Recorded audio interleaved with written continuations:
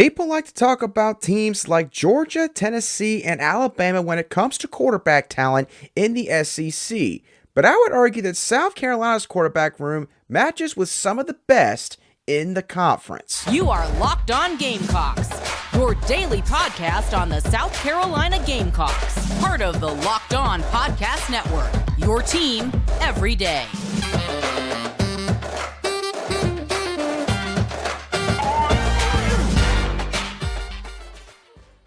Hello, Gamecock Nation, and welcome back to the Locked On Gamecocks podcast, your show for the latest headlines and potential storylines on South Carolina Gamecock athletics.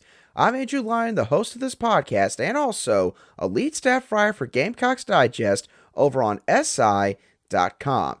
Thank y'all so very much for making the Locked On Gamecocks podcast your first listen or watch here today. We are free and available both wherever you get your audio podcasts daily and also on YouTube.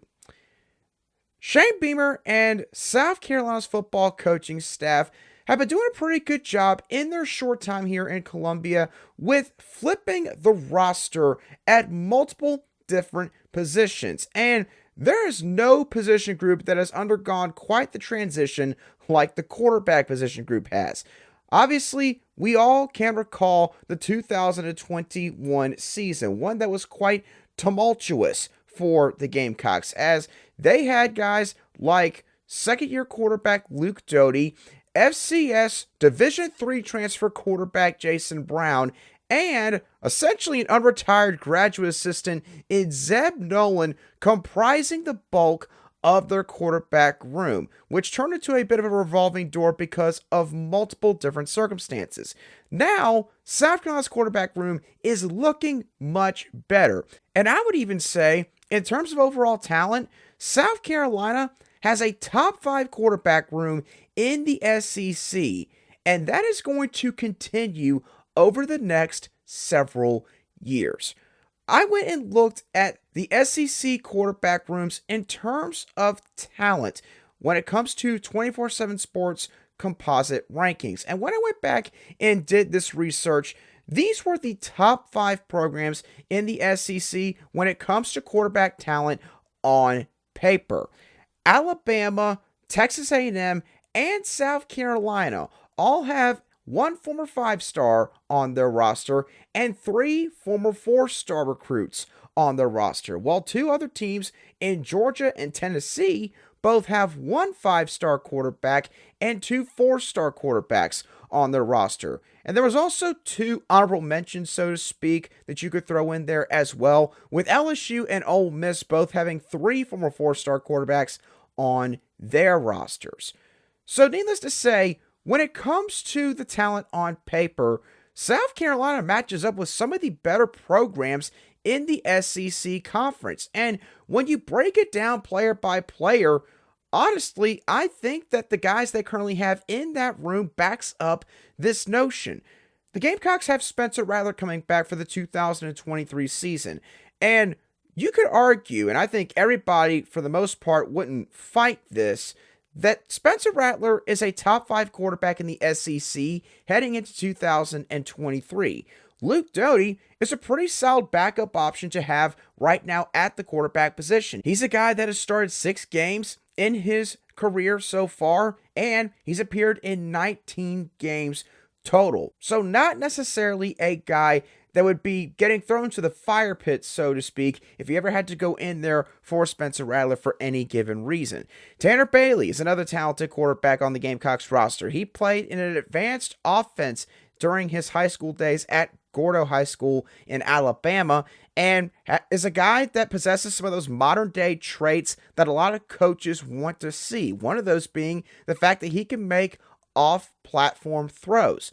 And then, of course, you've got the pride of South Florence in Lenoris Sellers, who is viewed as the future at the position because of the arm that he's got, the ability to put touch on his passes, and his freakish athleticism that he brings to the field as well. And that's not even including a guy like 2024 Gamecock commit Dante Reno, who is one of the most accurate passers at the position for his class. And a recent quote from 24/7 Sports national recruiting analyst Brian Doan backs up this notion regarding Dante Reno's skill set from what he saw at an Elite 11 camp this past weekend. As he said, quote, "The South Carolina commit had a fantastic day and was part of a top group that was extremely close to one another. The 6'1", 200-pound son of Yale coach Tony Reno has a compact delivery and was able to get the ball down the field with velocity. His release was free and easy, and he was accurate on all three levels of the field. His increased arm strength from last season was evident on 15-yard out routes. He stepped into throws and drove the ball down the field, and he threw some beautiful deep balls with touch. His willingness to compete stood out." So, South Carolina, in terms of getting their guy at the quarterback position for the 2024 class, again, they are in a luxurious position compared to a lot of other even blue chip prestigious type programs in college football right now, because they're not searching for their guy in the 2024 class. They already have their guy in Dante Reno, which has afforded the Gamecocks the chance to look ahead to the 2025 and 2026 class. And in those two classes, they seem to have already identified a couple of targets of interest in both of those cycles. For 2025, you have guys like Irmo, South Carolina native AJ Brand. You've got Ohio native Ryan Montgomery and Mississippi native Deuce Knight. While in the 2026 recruiting class, you've got a national level type prospect in Landon Duckworth, who could be of interest for South Carolina.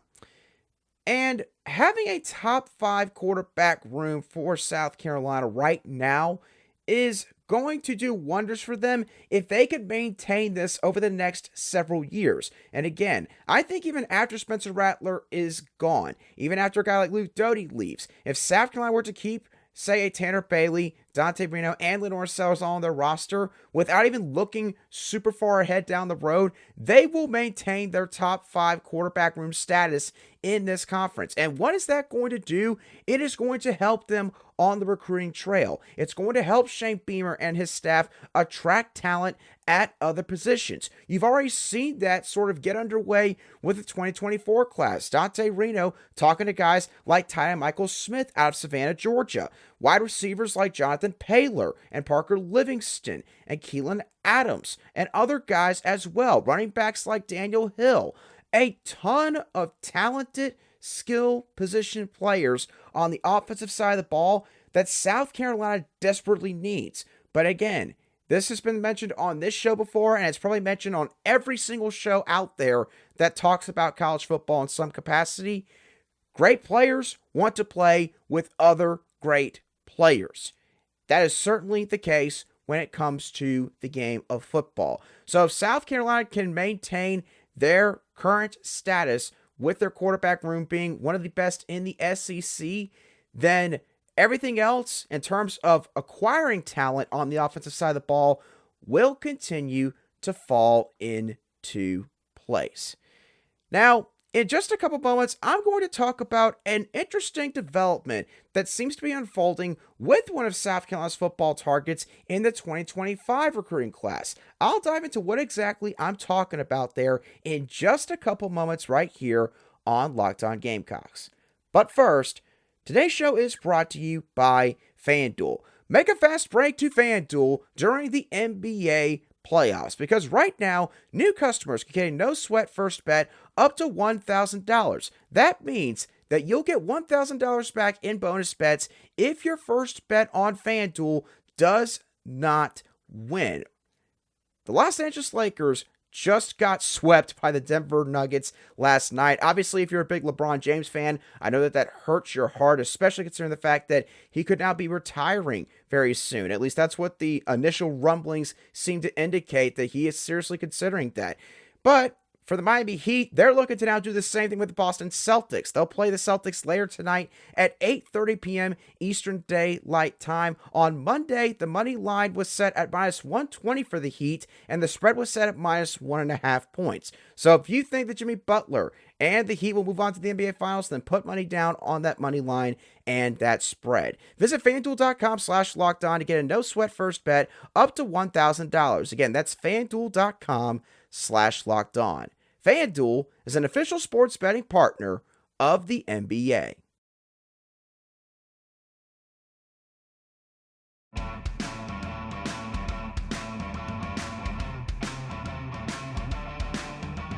Welcome back to this Tuesday edition of the Locked On Gamecocks podcast, where we cover your South Carolina Gamecocks every single day.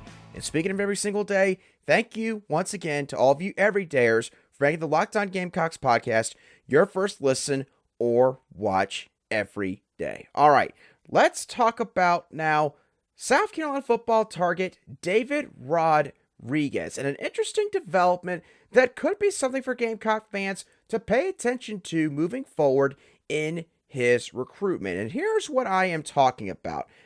Back in the month of March, David Rodriguez took to Twitter and posted the following message. After much consideration and conversations with family, coaches, and the man above, I would like to announce I will be reclassifying into the graduating class of 2025 with plans on making an early college decision. Now, some of you might be sitting there going, Andrew, why are you talking about a piece of news that actually took place over 2 months ago, now almost 3 months ago, back on March the 2nd? Well, here's why I'm talking about this. I actually did spot this the first go around whenever this came out, but the thing that I actually picked up on yesterday afternoon that I wanted to talk about on today's show is the latter portion of David Rodriguez's statement, where he said he has plans on making an early college decision. Because here's the thing, South Carolina has got an interesting connection here with David Rodriguez, and that is this.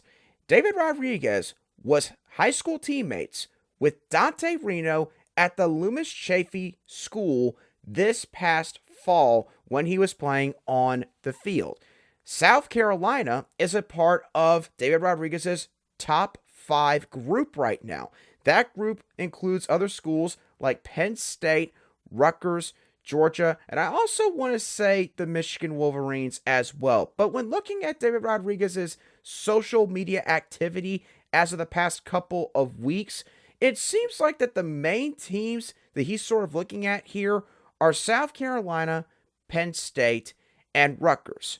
Now, this leads into a theory of mine, and I'm going to be 100% honest, this is completely speculative. So please don't take this and run with it, but hear me out here. What if David Rodriguez commits to South Carolina, and him committing early is signaling here that whoever he ends up committing to either way, he is going to end up recruiting for them? That is what I see happening here with David Rodriguez. With him saying that he's making an early college decision, despite the fact he is reclassifying to 2025, which means that as of right now, he would still have, another 19 months until he has to sign the dotted line on his national letter of intent? That tells me that David Rodriguez has plans to greatly help whichever program he winds up at. And for South Carolina, I'm not going to make it out like it is a slam dunk they're going to get him. But if South Carolina were to land David Rodriguez, especially with the relationship that he has with current Gamecock quarterback commit Dante Reno, then what if he takes over the Dante Reno role for the 2025 recruiting class and becomes sort of that first guy to really try to branch out and get other guys to join him? Because South Carolina, right now, they're already in the game for several talented prospects on the offensive side of the ball, particularly at the skill positions. I talked about some other quarterbacks like a Deuce Knight. I talked about Ryan Montgomery and A.J. Brand, all for 2025. That doesn't include other guys like running back Justin Baker, wide receivers Caleb Cunningham and Jarrell Boulder, along with tight end Ethan Barber out of the state of Georgia. And I know that that's not a humongous list at this moment in time. And yes, I am leaving off guys like a David Sanders and a Juan Gaston and Josh Petty and Jalen Gilchrist on the offensive line. But I sort of kept this to the offensive skill position talent because I feel like a guy like David Rodriguez, he's not necessarily going to try to really branch out to the offensive line. He very well could. But that kind of player I typically see going after other guys at his position, or guys that are going to be playing sort of the same type of position as him, which in this case is the offensive skill position.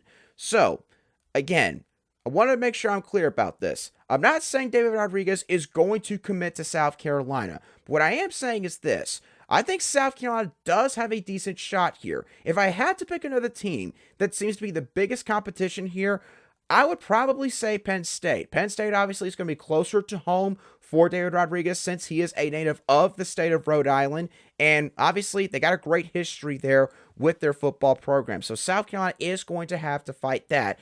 But it's not like South Carolina hasn't won battles against Penn State for other prospects in the past. The 2022 class is a great example of this. They beat out Penn State for guys like offensive line Ryan Brubaker and defensive back prospect Keenan Nelson Jr. out of the state of Pennsylvania, right from Philadelphia at St. Joseph's Prep School. So South Carolina has shown they can go up to the Northeast and pluck some of these guys out of these states against, again, historic college football programs. They could potentially do it again with David Rodriguez. And again, based on sort of what his messaging has been about how he plans to end his recruitment, when he plans to end his recruitment, and the fact he's reclassified to 2025, that just tells me that he's not going to just commit to a program. He is going to do everything he can to be, almost in a way, an added recruiter, an extra ambassador for the coaching staff and the particular program that he does wind up committing to. So for South Carolina, this is a recruitment that Gamecock fans are going to want to pay attention to over the next couple of months. I do not think he's going to wait that much longer. It seems like that based on the fact he's already been talking about making a commitment soon, and he was saying this back in March, heck, he could make a commitment before this next football season begins. And that would be about mid-August. So this summer, while obviously we should all pay attention to all the 2024 guys that the Gamecocks are still heavily in pursuit of at this moment, I also do think that if you're looking for a future prospect to keep an eye on, that prospect could very well be 2025 athlete David Rodriguez from Rhode Island, for reasons bigger than just himself and what he could offer the Gamecocks on the gridiron. All right, now to cap off today's edition of the Locked On Gamecocks podcast, let's talk about Mark Kingston and South Carolina's baseball team, who are set to begin SEC tournament play later this morning, or depending on when you listen or watch today's show, may have already taken place. So, for those of you who are listening or watching to the show very early in the morning on Tuesday, Game 1 for South Carolina in the SEC tournament is going to begin at 10:30 a.m. Eastern Daylight Time on the SEC Network. The Gamecocks are set to take on the Georgia Bulldogs in what is a single elimination game because of the fact South Carolina did not get a top 4 seed at the end of the regular season through their conference record. Now, a quick fact on the Georgia Bulldogs. Georgia obviously did a little bit better as the season progressed. I think that they actually nabbed really good series wins against teams like Tennessee and Arkansas. Certainly no slouches based on what those two teams have done so far this season. But the thing that I noticed with Georgia's schedule, they did not win a single conference series on the road in the regular season. In other words, Georgia does not play very well when they are away from their home ballpark. And typically, if you're going to look for teams that are probably going to bow out early in terms of conference tournaments and also the NCAA tournament or NCAA regionals, however you want to call it, then typically you look for teams that do not do well when they are away from their home ballpark. And that is the Georgia Bulldogs to a T. To talk about this matchup, let's first start with Georgia's pitching staff. And I gotta say, based on the numbers, this pitching staff, they have not gotten any better since the Gamecocks faced them the first go-round early on in the month of March. Georgia's team ERA for conference play was 7.88, giving up an average of almost 8 earned runs per game. That is just astonishing, even for the college ranks. Yeah, I haven't seen too many ERA numbers like that up to this point in the season. Now, the Bulldogs are set to send out their ace pitcher in Jaden Woods to play this game. And you might be wondering, well, how was he able to play? They just played a series this past weekend. Here's the thing. Jaden Woods has not pitched for the Bulldogs since April 14th this past month against the Florida Gators. That means that Woods has been on the shelf for the past 5 weeks and 2 days for Georgia. So, this obviously means a couple of things. One, yes, he is going to be very rested. He is not a guy that's coming off of just 3 or 4 days of rest in a game where he might have thrown 60-plus pitches. Jaden Woods has had plenty of time to try to rest and recuperate, but the other thing is this. He has been away from the field subsequently throughout that stretch, and you could do all the throwing sessions that you want in terms of working with your catcher and whatnot. It is not the same as going through a live game. Everyone knows that, right? So that is going to be an interesting storyline to watch in terms of Georgia's side of things. And the other thing is this pitching staff as a whole does not do a very good job of sort of keeping themselves out of trouble and not doing harm to themselves, not committing self-inflicted errors, because they have less than a 2.00 strikeout to walk ratio and have given up 55 doubles and 58 homers in conference play. Not very good numbers for the Georgia Bulldogs. So to summarize the Bulldogs pitching staff, their command is a serious problem. And outside of Jaden Woods and probably Jarvis Evans, who has a 3.88 ERA and 13 and a third innings pitched in SEC play, it's a real question as to how many reliable arms the Bulldogs have and which ones will be available for the single elimination game against South Carolina. So, if I am the Gamecocks, well, I'm not going to say that you should be hyper-aggressive and just swing at every pitch that comes across the plate here from Jaden Woods later this Tuesday morning. I think South Carolina needs to come out swinging. Stop sitting back, stop waiting for a pitch, holding the bat, and never wind up swinging at anything that comes across the plate. The Gamecocks need to be in attack mode against Jaden Woods. Get him taken out of the game early and try to feast on that Georgia bullpen. It is not a good bullpen. There are very few guys that are simply going to actually pose some problems for you if you could just get past their starter in Jaden Woods, who does have some good stuff in spite of what the numbers might show on the stat sheet. So, for South Carolina's batting lineup, again, do not sit back and wait. Just go out there and be in attack mode. Now, looking at Georgia's batting lineup real quick. Their hitting lineup is led by a trio of Charlie Condon, who actually was the SEC Freshman of the Year over Ethan Petrie, Connor Tate, and Parks Harper. Each one of these guys are batting over 300, have an OPS of .911 or higher, and have hit 34 total home runs and batted in 88 total runs. This trio is by far the heart and soul of Georgia's batting lineup. It starts and ends with those three guys. And here's the other thing. This team, the Georgia Bulldogs, they take a lot of chances at the plate, or they don't see pitches quite that well when they're out there, because they possess a collective strikeout to walk ratio of 2.28. That is higher than their pitching staff strikeout to walk ratio. And again, to keep it in layman's terms, that is not something you want to see with your baseball team. Quite frankly, at any level of baseball. So, my summary with Georgia's batting lineup here, in terms of what South Carolina needs to do. James Hicks, who's going to start for South Carolina, and the relievers who can play on Tuesday. And I scrounged up some names together based on this past weekend, but I'm going to assume that guys like Cade Austin are going to be available, Nick Proctor, Brett Thomas, Jackson Phipps, Wesley Sweat, and maybe Chris Veach in an emergency situation if you absolutely need him out there, because he did not pitch this past weekend against Tennessee. But no matter who's out there on the mound for the Gamecocks, South Carolina has to ensure that they command their fastballs. Do not loft up any meatballs for the Bulldogs to be able to crush out of the park. Because again, these guys, while they swing through a lot of stuff, they can also score runs in bunches if you are not careful. Also, use your breaking stuff. Get them to chase pitches, especially the guys in the heart of that lineup, which again, we're assuming is Charlie Condon, Connor Tate, and Parks Harbor. My final overall thoughts for this game. Yes, Georgia, record-wise and statistically, they're not a good baseball team. That's just the bottom line. They're not. However, Georgia is going to be in wounded animal mode for this game.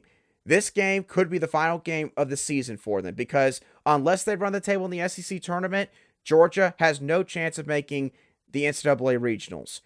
That is a dangerous team. You cannot underestimate that. You cannot quantify that. You cannot measure that. So for South Carolina, you cannot waltz in there and think you're just going to walk all over the Georgia Bulldogs. You cannot do that or else you will get beat. Also, it could be their coach's last game. So that's just going to be extra motivation for some of those guys in that locker room and that dugout for the Bulldogs to want to go out there and win for their coach if this could indeed be his final game as their head coach. For South Carolina, again, I think the key here is you've got to be able to work through the trio of Condon, Tate, and Harper in the Bulldogs batting lineup. If you can thwart those guys off for the majority of the game, not give up a lot of damage from that group of guys, then I think South Carolina is going to be just fine and they will win. But obviously, right now, I don't think anyone has a lot of confidence in saying South Carolina is going to win a particular baseball game at this moment.